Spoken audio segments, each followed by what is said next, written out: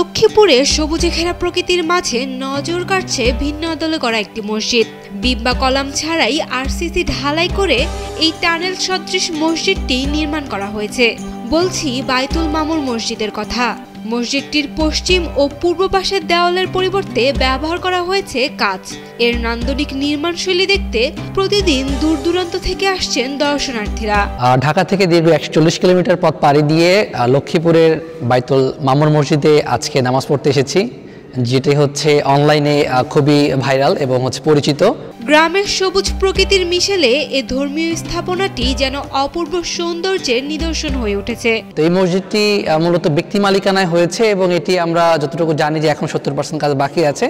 তবে এটি পরিপূর্ণভাবে যখন হয়ে যাবে আশা করা যায় যে এখানকার যারা মুসল্লি রয়েছেন তারা ঠিকভাবে নামাজ পড়তে পারবেন এবং হচ্ছে দূর দূরান্ত থেকে এখানে মানুষের আসা উচিত এবং বাংলাদেশের প্রত্যেকটা জায়গাতেই এরকম ঐতিহ্যবাহী মসজিদ হওয়া উচিত, যেখানে আসলে মানুষ। জেলা শহর থেকে 7 কিলোমিটার পশ্চিমে সবুজ গাছে ঘেরা সদর উপজেলার দালালবাজার ইউনিয়নের মহাদেবপুর গ্রাম।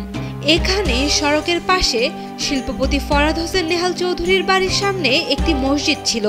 2021 সালে নেহাল চৌধুরী ওই মসজিদকে নান্দনিক করে নির্মাণের উদ্যোগ নেন। এরই মধ্যে মসজিদটির 60% নির্মাণ কাজ শেষ হয়েছে। এর দুই পাশে রয়েছে লম্বা জানালা।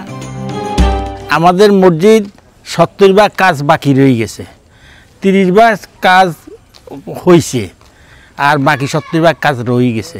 এবং 70% কাজ যদি পুরো মসজিদের কাজটা হয় তখন ছবিতে আমরা দেখছি খুব অত্যাধুনিক মসজিদ হিসাবে দেখা গেছে। 2.5 কোটি হইতে 3 কোটি পর্যন্ত খরচ হয়ে গেছে, এখন বাকি আরও 1 কোটি টাকা লাগবো। এই দিকে ও আবার আয়না হইব, কাজ হইব। নির্মাণ কাজ পুরোপুরি শেষ না হলেও মসজিদটির সৌন্দর্যে বিভোর মুসল্লি ও দর্শনার্থীরা। নোয়াখালী, চাঁদপুর সহ দূর দূরান্তের মানুষ ছুটে আসছেন এটি দেখার জন্য। তারা এখানে এসে নামাজ আদায় করছেন। স্মৃতি ধরে রাখতে অনেকে তুলছেন মোবাইল ফোনে সেলফিও। ফেসবুকে অনেক গণমাধ্যমে অনেক কিছু দেখছি, আমরা এই মসজিদের অনেক ভিডিও দেখছি। দেখার পর জানতে পারলাম এটা আমাদেরই পাশের এলাকা। তো আজকে এলাকা থেকে আসলাম, ঢাকা থেকে বাড়িতে আসছি।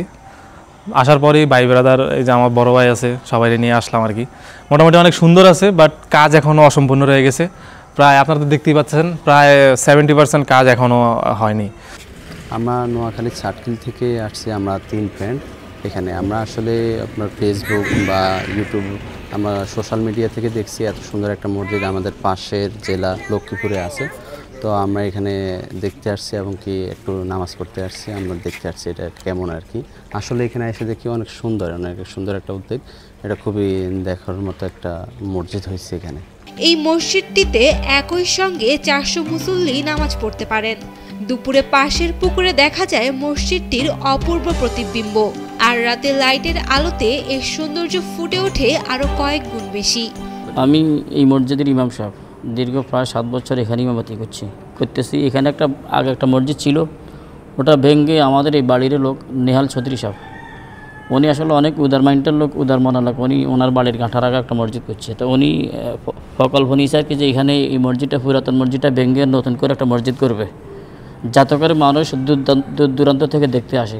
মসজিদটিতে 2 স্তরের রড দিয়ে নিচ থেকে 50 ইঞ্চি ঢালাই আর ওপর দিকে 10 থেকে 15 ইঞ্চি ঢালাই দেওয়া হয়েছে। এর অনন্য নির্মাণশৈলী দেখতে এখন প্রতিদিনই দূর দূরান্ত থেকে এখানে নামাজ পড়তে আসছে মানুষ।